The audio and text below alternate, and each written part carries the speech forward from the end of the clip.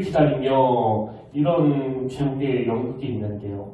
우리나라에서도 장기 공연을 했기 때문에 이 연극을 아시는 분도 계실 거라고 생각을 합니다. 이 작품은 사무엘 바케트라는 극작가가 쓴 작품인데요. 노벨 문학상을 수상할 정도로 그 작품성을 굉장히 인정받고 있을 뿐만이 아니라 공연을 할 때마다 우리나라를 위시해서 전 세계에서도 매번 성공을 거두는 그런 연극 작품으로 알려져 있습니다. 이 고도를 기다리며 할 때 고도는 그 사람 이름인데요. 이 연극의 큰 줄거리가 어떻게 되는가 하면 주인공 두 사람이 그 나무 아래에 앉아가지고 하염없이 이 고도라는 사람을 기다리는데 이 고도라는 사람이 끝까지 안 오는 거예요. 그래서 그 연극 내내 아무리 기다려도 이 고도라는 사람이 오지 않으니까요. 이제 두 사람이 그 지루함을 달래기 위해 가지고 험한 농담을 하고 또 이해할 수 없는 이야기를 주고받다가 그렇게 끝나버리는 게 이 고도를 기다리며라는 연극의 큰 줄거리입니다. 이렇게 기다리는 사람이 끝까지 나타나지 않고 그 끝나는 연극을 가지고 그 흔히들 부조리극이다, 부조리 연극이다 이렇게 표현하는데요. 제가 이 부조리극을 검색해보니까 이치에 맞지 아니하는 극작품 이런 뜻이라는 겁니다. 근데 여러분 이게 좀 이상하지 않습니까? 그 누군지도 모르는 사람을 기다리면서 쓸데없는 잡담을 하다가 끝내 오지도 않고 끝나버리는 이 연극이 왜 이렇게 작품성을 인정받았을까? 제가 그 기다림의 의미 이 책을 읽다 보니까 거기에 고도를 기다리며라는 이 연극에 대한 언급이 있는 걸 봤는데요. 한번 들어보십시오. 기다림은 오늘날의 문화를 거스르는 활동입니다. 흔히 고도를 기다리며를 가리켜 20세기에 뛰어난 희곡 중의 하나라고 이야기합니다. 사실 고도를 기다리면은 공허를 가르치고 그 안에서 기다림은 곧 낭비를 의미합니다. 이와 같은 맥락에서 오늘날의 문화는 우리를 부추겨 원하는 것이 있다면 기다리지 말고 곧바로 본론으로 들어가서 당장 손에 놓으라고 이야기합니다. 마치 기다림은 아무런 가치가 없다는 듯이 말이죠. 여러분 한번 생각을 해보세요. 내용도 없고 누군지도 모르는 사람을 하염없이 기다리다가 끝까지 안 와가지고 그렇게 허무하게 끝나는 이 연극을 보고 부조리극이다, 이치에 맞지 않는 극작품이다 그러는데 여러분 이게 노벨 문학상을 타는 작품이거든요. 그럼 왜 이런 내용이 노벨상까지 탔나 보니까 바로 이 작품이 오늘 이 시대 문화를 너무나 잘 반영했기 때문이라는 겁니다. 근데 오늘 이 시대가 어떤 문화라고요? 기다리는 건 다 헛된 거다. 그럼 왜 기다리느냐? 그냥 마음에 어떤 충동이 일어나면 절대로 참지 마라. 찰나를 즐겨라. 오늘을 누려라. 기다림은 어리석은 거다. 이렇게 부추기는 이 시대의 문화와 그 영국에 보여주는 그 스토리가 너무나 부합하기 때문에 이 노벨상을 받을 정도로 작품성이 있다는 큰 이야기입니다. 그래서 제가 이 연극과 관련해서 이런저런 찾다가 되게 웃기는 내용을 하나 발견했는데요. 그게 뭐냐 하니까 이 연극을 본 수많은 사람들이 이 극작가에게 자꾸 이런 질문을 던졌대요. 도대체 그 등장인물들이 기다리는 이 고도라는 사람이 누구냐고. 그 사람이 누구길래 그렇게 기다리고 있느냐고. 그리고 그 사람은 왜 이렇게 안 오는 거냐고. 그랬더니 그 희곡을 쓴 작가가 진짜 웃기는 말을 했어요. 이렇게 말했습니다. 내가 그걸 알았더라면 그 작품에 썼겠지. 자기도 그 고도가 누군지 잘 모르는데요. 저는 이 고도를 기다리려는 작품에 대한 글들을 읽으면서 정말 우리 신앙생활의 핵심이 뭔지, 그리고 우리 신앙생활이 허무해지지 않기 위해서는 뭘 두려워해야 되고 뭘 주의해야 되는지를 이걸 굉장히 많이 생각하게 됐습니다. 여러분 사실 우리가 예수 믿는다는 것 자체가, 이 신앙생활에서 하는 것 자체가 소망을 품고 다시 오실 메시아 그분을 기다리는 건데, 이게 무슨 고도를 기다리는 것 같은, 그래서 누군지도 모르고 올지 않을지도 모르는 이런 기다림을 우리가 하고 있다면 이건 정말 위험한 거 아닙니까? 예수 믿는 우리의 신앙생활이 너무나 막연하고 너무나 막막하고 끝내 안 오는 고도가 누군지도 모른다면 그건 너무 험한 거 아니냐고요. 그래서 여러분이 다시지만 이 신구약 성경의 맨 마지막이 이 기다림이라는 약속으로 끝나는 거 아닙니까? 요한계시록 22장 20절 이것들을 증언하신 이가 이르시되 내가 진실로 속히 오리라 하시거늘 아멘 주 예수여 오시옵소서. 이렇게 하고 끝난 게 바로 성경이에요. 그리고 예수님께서 십자가 지시고 부활하시고 나서 승천하시기 바로 직전에 당신의 제자들에게 맨 마지막으로 가르쳐 주신 게 그게 또 기다림을 강조하신 말씀 아닙니까? 사도행전 1장 4절 사도와 함께 모이사 그들에게 분부하여 이르시되 예루살렘을 떠나지 말고 내게서 들은 바 아버지께서 약속하신 것을 뭐하라고요? 기다리라는 거예요. 그러니까 이 예수님의 말씀하고 이 고도를 기다리려는 영국의 공통점이 있다면 그냥 기다리는 거예요. 근데 결정적인 차이가 뭐냐? 결정적인 차이는 누군지도 모르는 고도를 막연히 기다리는 그런 기다림이 아니라 예수님께서 지금 뭘 기다리라고 가르치십니까? 하나님께서 약속하신 것을 기다리라는 거예요. 약속하신 것을. 그래서 여러분 우리 신앙생활은요. 고도를 기다리는 거 아닙니다. 너무나 선명한, 너무나 뚜렷한 한번 약속하시면 절대로 시원치 아니하시는 그 하나님의 약속을 의지하며 기다리는 거 이게 바로 신앙생활이라는 겁니다. 이런 점에서 저는 매년 12월이 다가오면 늘 떠올려지는 인물이 있는데요. 그게 바로 오늘 본문에 나오는 이 시몬이라는 무명의 할아버지거든요. 그래서 저는 연말이 되면 우리 모두가 다 이분을 떠올려줘야 된다고 생각을 하는데요. 이분도 기다림의 사람이었습니다. 자, 오늘 본문 누가복음 2장 25절을 보십시오. 예루살렘에 시몬이라 하는 사람이 있으니 이 사람은 의롭고 경건하여 이스라엘의 위로를 기다리는 자라. 성령이 그 위에 계시더라. 그럼 왜 시몬이 이렇게 기다리고 있었나 보니까 26절이요. 그가 주의 그리스도를 보기 전에는 죽지 아니하리라 하는 성령의 지시를 받았더니 이렇게 시몬은 성령의 지시를 따라 오실 메시아 예수 그리스도를 기다리는 사람인데요. 여러분 그 시대의 배경은 다 아시잖아요. 유대를 점령한 로마의 압제로 그 피폐해질 때까지 피폐해져가지고 뭐 앞을 봐도 옆을 봐도 뒤를 봐도 그 희망이라고는 눈 씻고 찾아보기 어렵던 시대가 바로 이 시몬이 살던 그 시대예요. 그래서 경제적으로는 아니 안 그래도 지금 이 로마의 압제로 견디기가 힘든데 엎친 데 덮친 격으로 그 동족들의 수탈까지 있어가지고 말로 다 할 수 없는 극심한 가난과 부익부 빈익빈 현상. 지금 북한이 딱 이런 상황 아닙니까? 이렇게 백성들의 피폐함을 딛고서 소수의 악한 지도자들이 부를 누리던 이런 시대가 바로 시몬이 살던 그 시대고요. 그런가 하면 경제적으로는 그 악한 권력자들의 불의로 막 여기저기에서 고통의 신음소리가 들리던데 뭐 오죽하면 왕이 그 죄 없는 세례요한의 목을 치던 이런 어처구니 없는 불의가 행해지는 이것도 그 북한하고 좀 다른 거 아닙니까? 마음에 안 들면 누구라도 그 자리에서 죽여버리는 이런 공포스러운 시대를 시몬이 살았고요.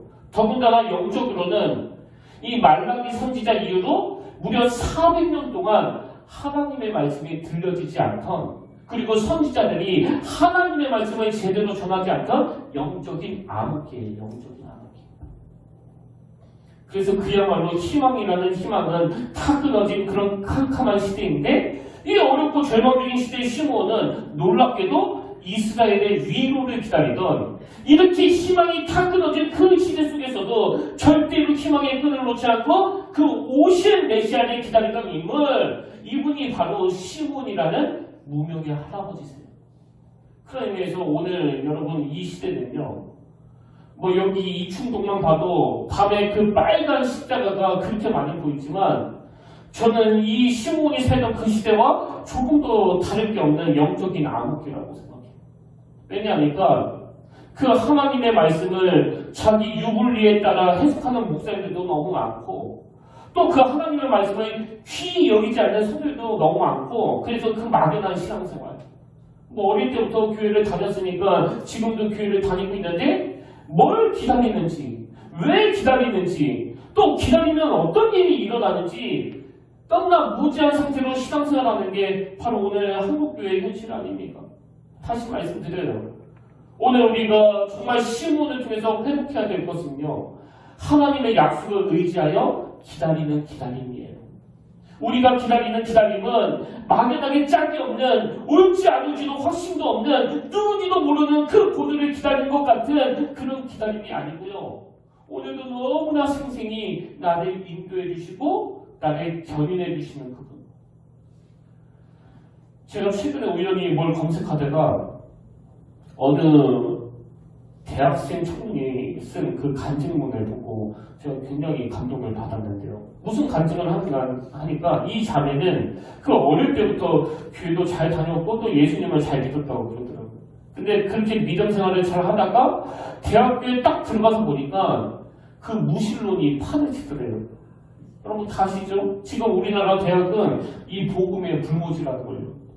그래서 이제 이 자매한테도 막 계속 이런 공격이 들어오는 겁니다. 너 뭐하고 교회 다니느냐고, 너 뭐하고 하나님을 믿느냐고. 그러면서 주변에서 자꾸 이 자매를 설득시키려고 막 자료도 보여주고 막 그러는데요. 이 자매는 그렇게 공격할 때마다 이렇게 말할게요.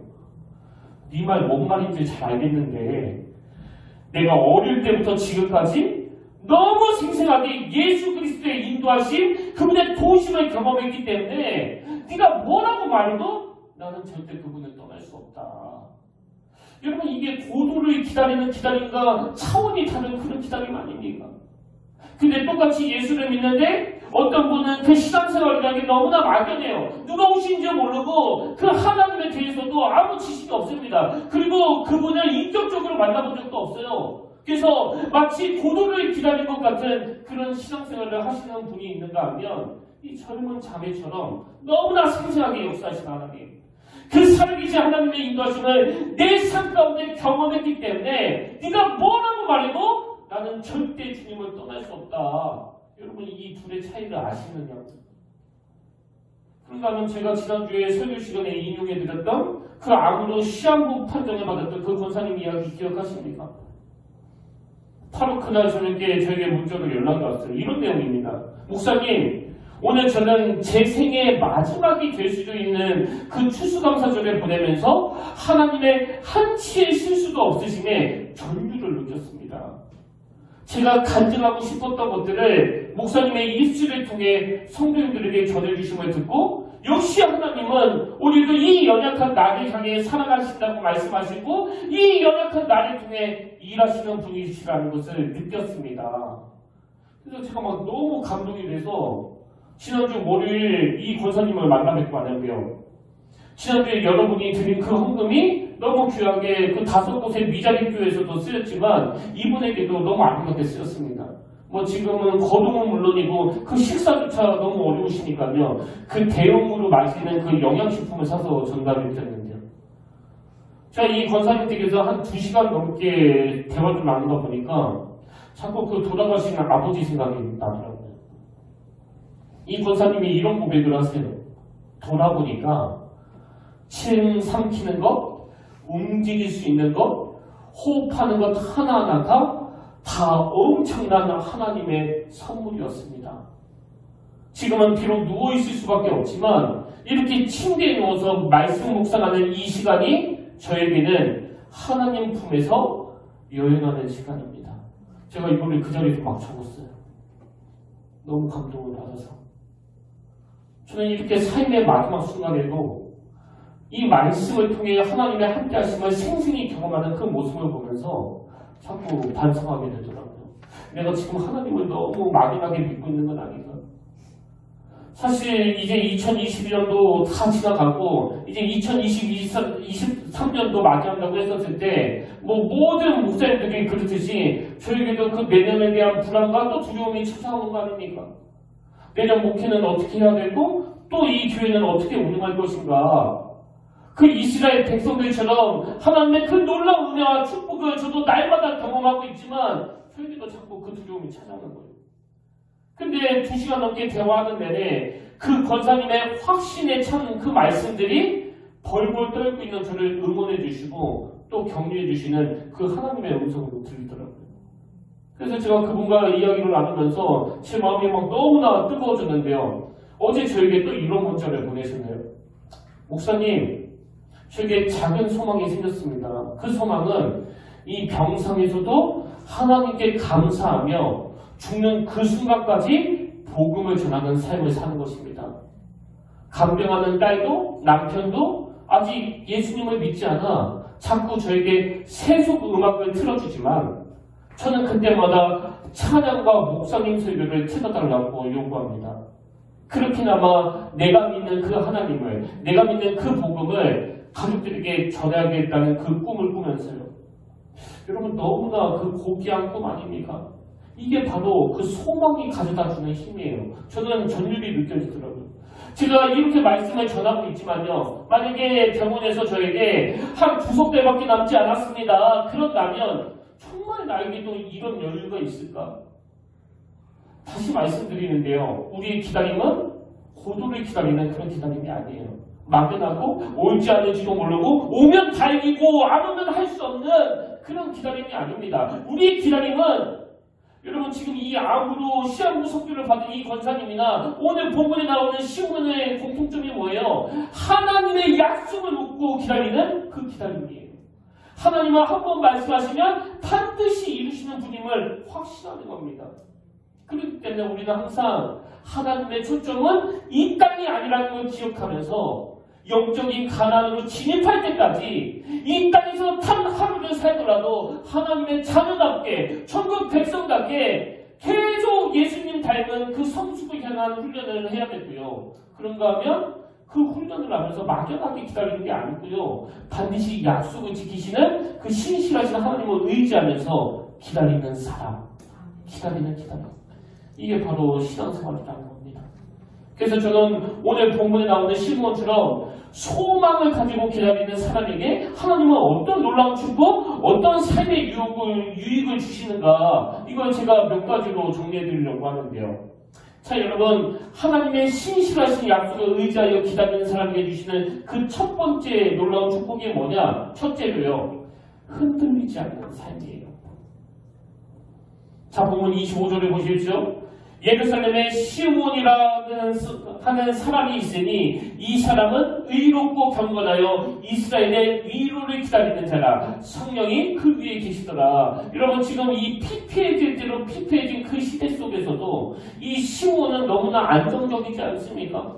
조금 전에 그 시한부 선고를 받으신 그 권사님이 자기 상황과 상관없이 너무나 그 평온하시듯이 막 안절부절하면서 이렇게 고통스럽게 살 바에는 차라리 죽는 게 낫다고 죽여달라고 이렇게 흔들리는 삶이 아니라 그런 상황 속에서도 하나님 품에서 평온하게 여행하는, 저는 여기 나오는 이 사람은 의롭고 경건한 이 구절을 읽으면서 요한일서 3장 3절이요. 주를 향하여 이 소망을 가진 자마다 그의 깨끗하심과 같이 자기를 깨끗하게 하느니라. 여러분, 오늘 우리가 이 말씀 앞에 반성해야 될 게 뭘까요?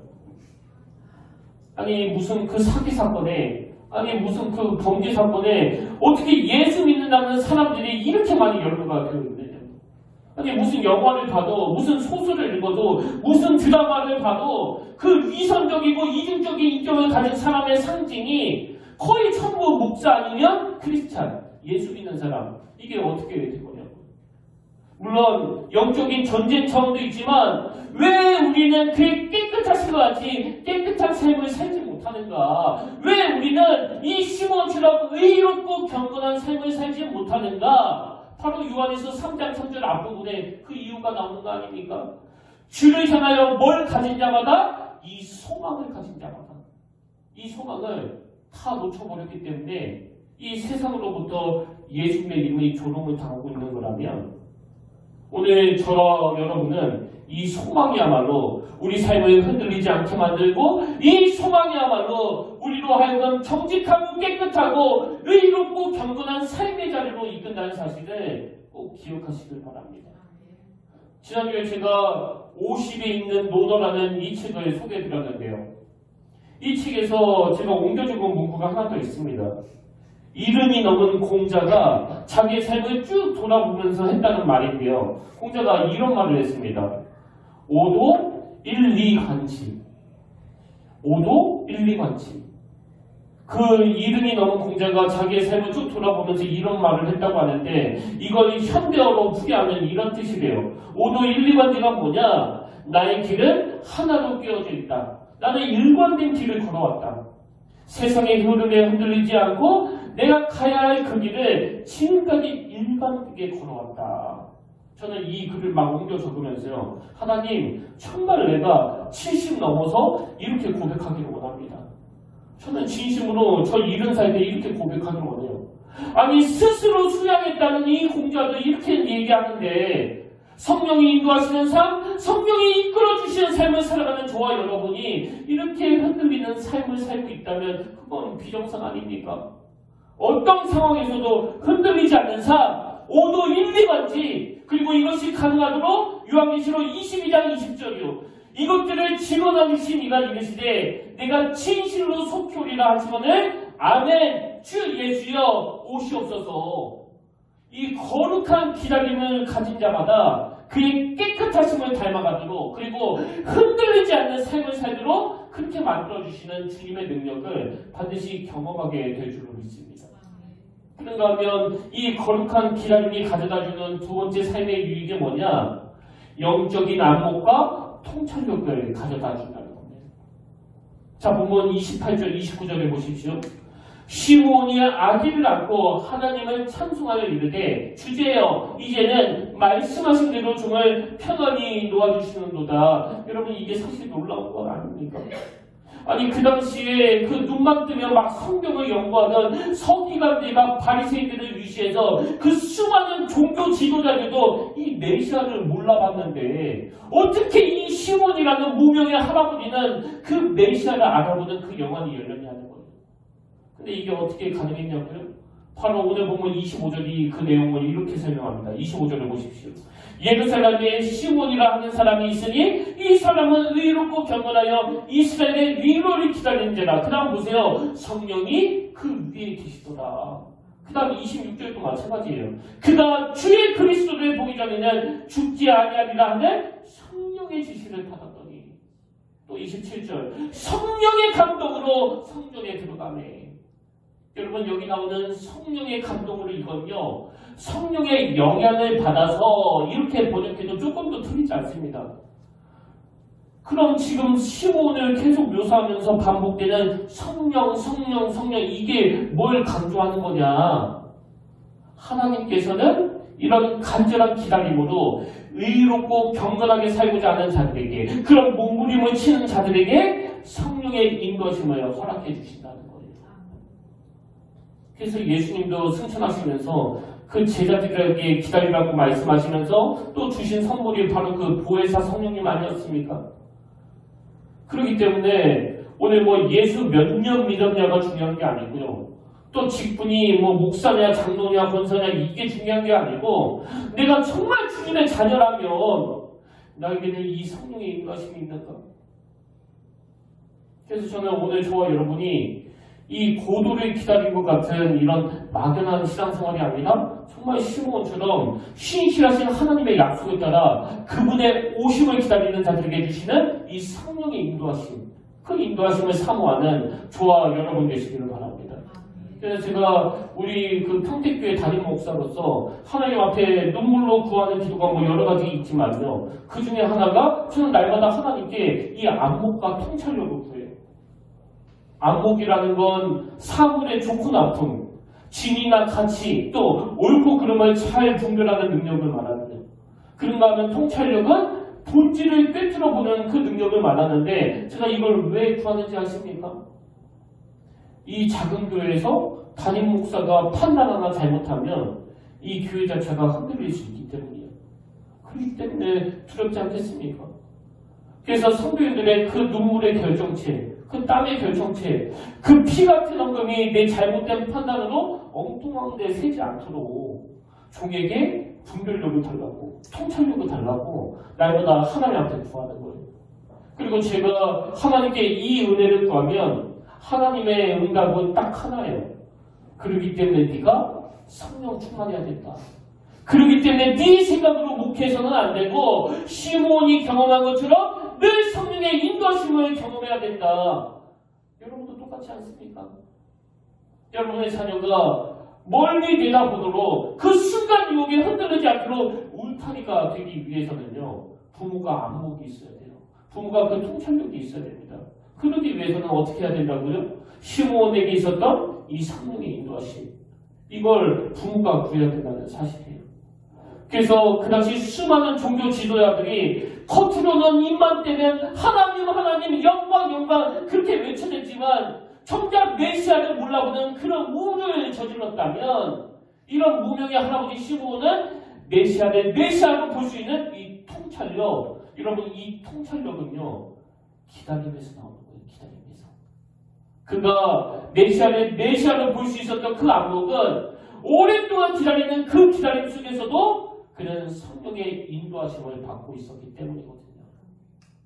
그런 의미에서 저는 오늘 주님을 기다리며 갈망하는 모든 성령님들에게 성령님께서 이 영적인 안목과 통찰력을 선물로 주시는 그 은혜를 누리게 되시길 바랍니다.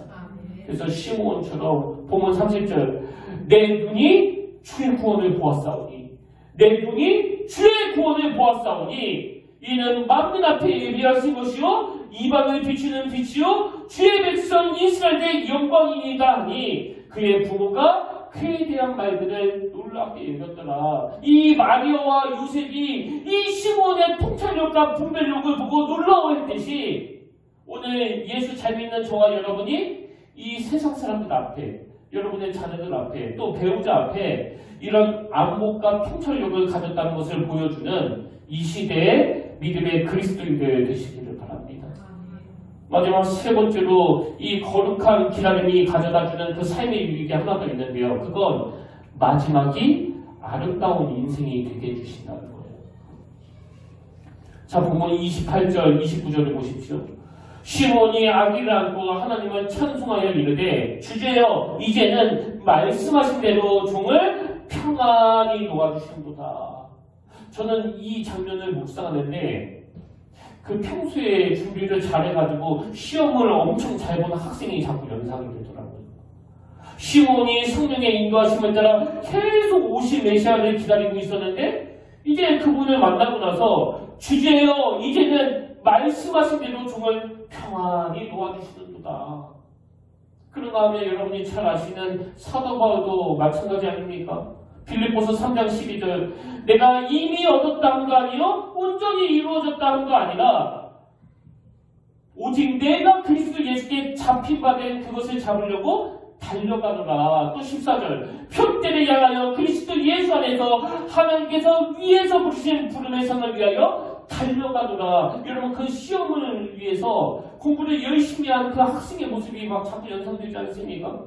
그리고 나서 이 사도 바울이 이 시몬과 비슷한 고백을 하는데요. 디모데후서 4장 7절 8절입니다. 나는 선한 싸움을 싸우고 나의 달려갈 길을 마치고 믿음을 지켰으니 이제 후로는 나를 위하여 의의 멸류관이 예비되었으므로 곧 의로우신 재판관이 그날에 내게 주실 것이며 내게만 아니라 주의 나타나심을 사모하는 모든 자에게 도니라.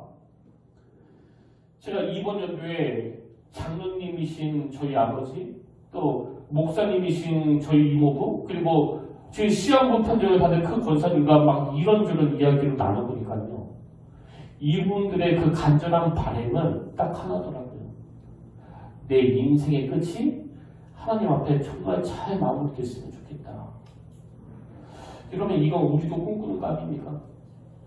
그래서 우리 인생의 마지막이 이 사도 바울처럼 나는 선한 싸움을 싸우고 나의 달려갈 길을 가지고 믿음을 지켰으니, 이런 아름다운 고백으로 마무리할 수 있다면, 그리고 그 젊은 때는 잠깐 엉뚱한 길로 접어들었다 하더라도, 그 젊은 때는 그 당시 종교 지도자들처럼 하나님을 하나님으로 못 알아봤다고 하더라도, 우리 인생의 마지막이 이 시므온처럼 주제여 이제는 말씀하신 대로 종을 평안히 놓아주신도다.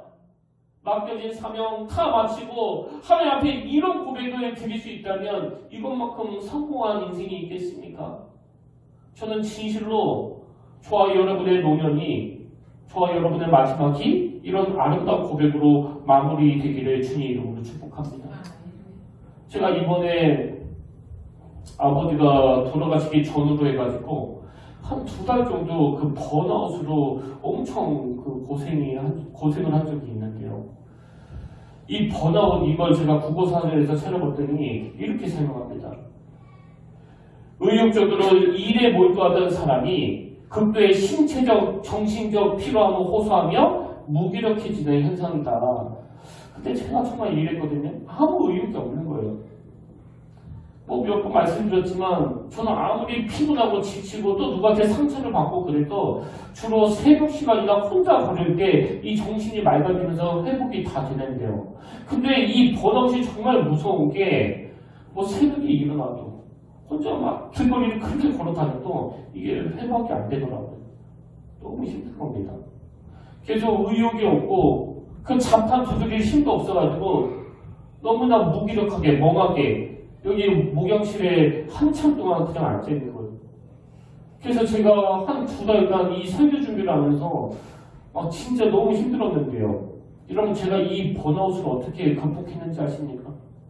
하나님이 저에게 2가지 무기를 주셔가지고 극복했는데 그 첫 번째 무기가 바로 에베네셀이에요. 에베네셀.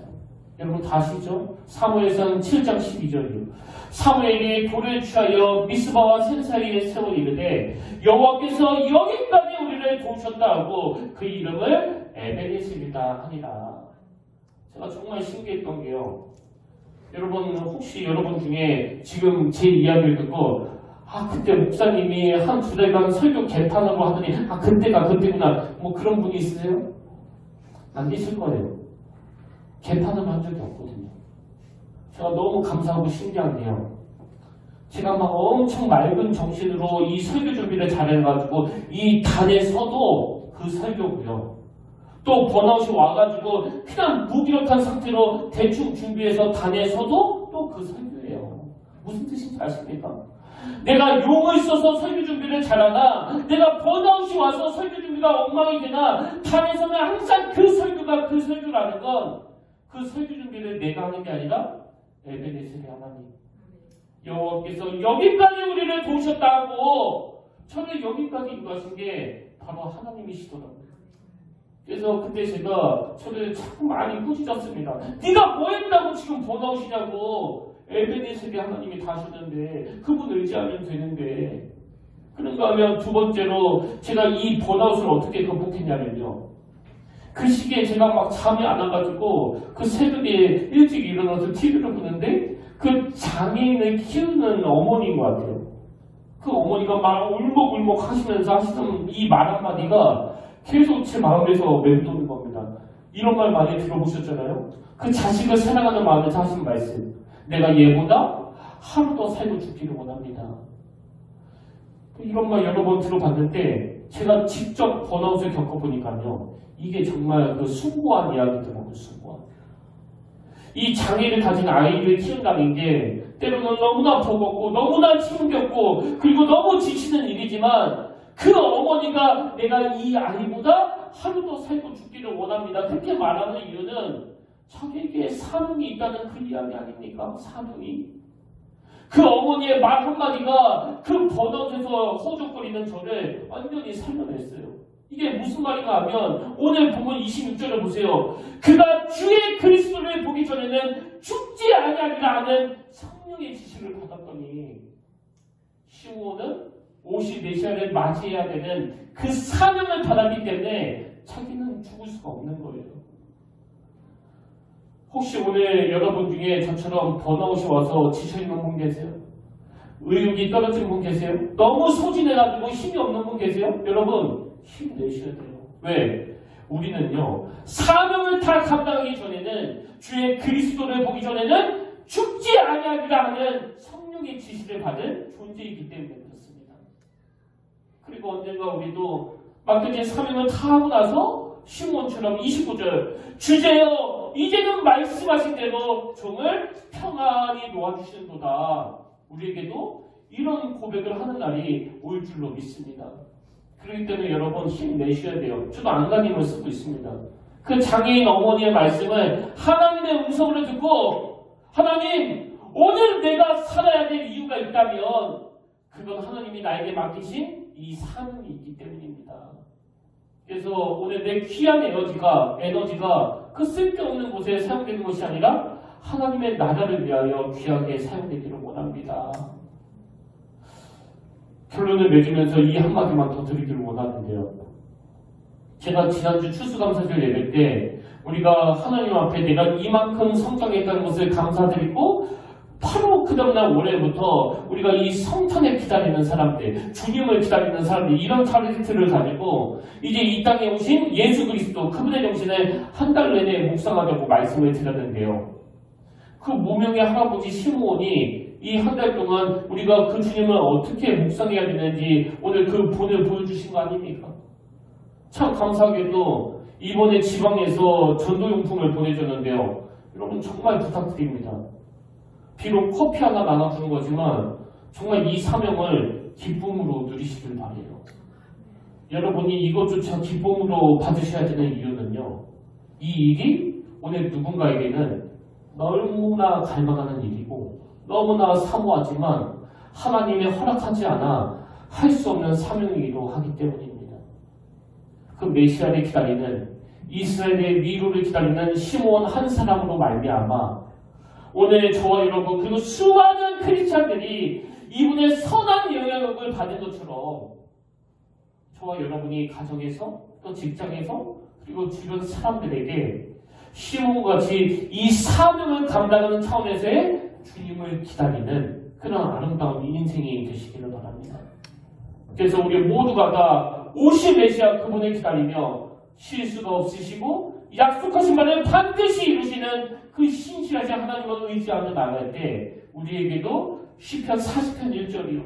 내가 여호와를 기다리고 기다렸더니 귀를 기울이사 나의 부르짖음을 들으셨도다. 이번 한 달 저와 여러분 삶에 이 응답이 있는 믿음의 성도님들 그리고 우리 평택교회가 되기를 주님 이름으로 축복합니다. 그래서 저는 오늘 결단 찬양으로 이 찬양을 함께 부르길 원하는데요. 주님 다시 오실 때까지 나는 이 길을 가리라. 여러분 다시 말씀드리지만 우리는요. 누군지도 모르는 그 고도를 하염없이 기다리는 사람들이 아닙니다. 시므온과 같이 하나님의 홀려한 장소인 이 땅에서 좁은 길, 좁은 문, 나의 십자가 들고 나의 가는 이 길 끝에서 주님을 기다리는 사람들이에요. 시므온의 소원이 바로 이거 아니었습니까? 우리 오늘 이 말씀들을 기억하시면서 함께 이 찬양 결단하며 부르기로 원합니다.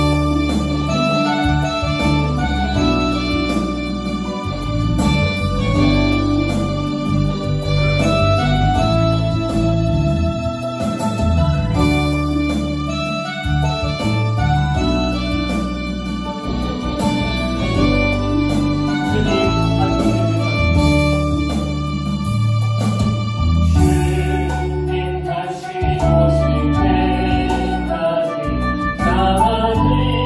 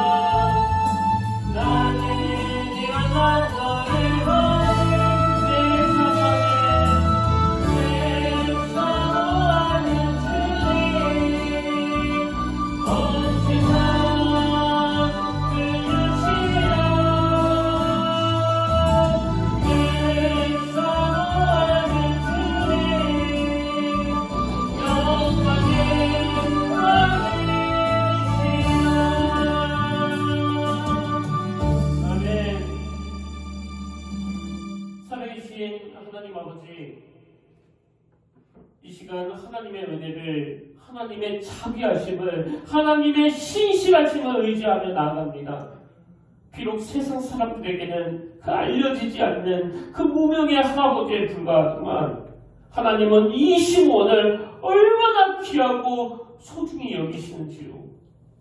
오늘 이 말씀 그대로 우리 평택교회 모든 성도님들이 시므온과 같은 삶을 살아내기를 원하오니 아버지 유혹이 많은 이 시대 속에서도 결단코 흔들리지 않는 삶을 허락하여 주시고 주님을 주님으로 알아볼 수 있는 그 영안을 열어 주시옵소서.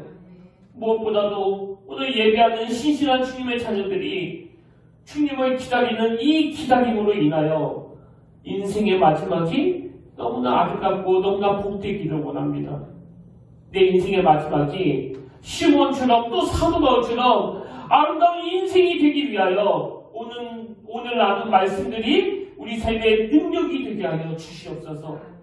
오늘도 말씀이 들려지지 않는 이 영적인 암흑기에서도 에베네셀의 하나님, 그 하나님이 나를 여기까지 인도하셨음을 믿음으로 고백하며 나아가는 성숙한 주님의 자녀들에게 사명을 감당할 마음을 허락하여 주시고 힘까지 더하여 주셔서 하나님의 사명을 감당하는 자들이 어떤 축복과 어떤 은혜를 누리는지 직접 삶에서 맛보게 하여 주시옵소서.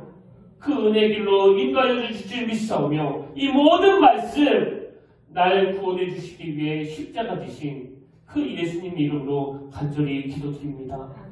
아멘. 이제 우리 다 자리에서 일어나셔서 파송 찬양으로 슬픈 마음이 있는데 이 찬양 함께 불러보기를 원하는데요. 여러분 이 찬양 함께 불러볼 동안 예수 그 이름만이 저와 여러분의 삶의 능력이 되기를 원하면서 선포하기를 원합니다.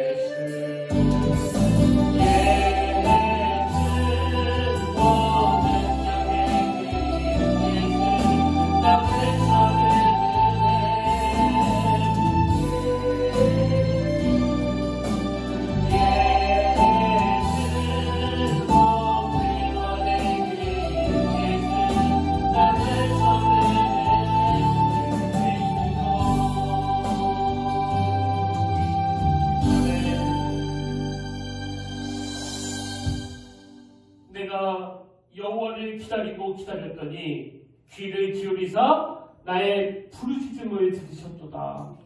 나를 기가 막힌 웅덩이와 수렁에서 끌어올리시고 내 발을 반석 위에 두사 내 걸음을 견고하게 하셨도다. 새 노래 곧 우리 하나님께 올릴 찬송을 내 입에 두셨으니 많은 사람이 보고 두려워하여 여호와를 의지하리로다. 살아계신 하나님 아버지, 오늘 온 세상이 주인공 되시는 예수님의 이름을 다 지워버리고 자기들만의 그 성탄절을 누린다 할 때 예수 믿는 우리는 예수님만이 주인공이신 그런 성탄절을 사모하며 기다리며 이번 한 달을 영적으로 너무나 충만하게 너무나 거룩하게 아버지 보낼 수 있도록 인도하여 주시옵소서.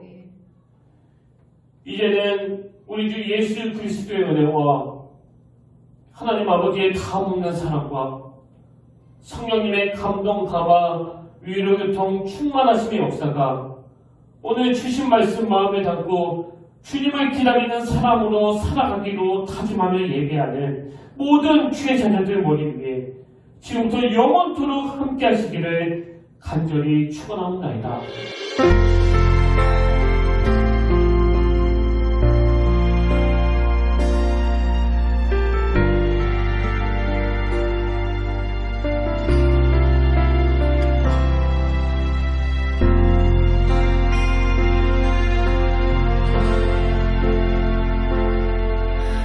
서 있는 이곳에서 높임을 받으소서. 내가 받는 땅 주님의 땅이니 하늘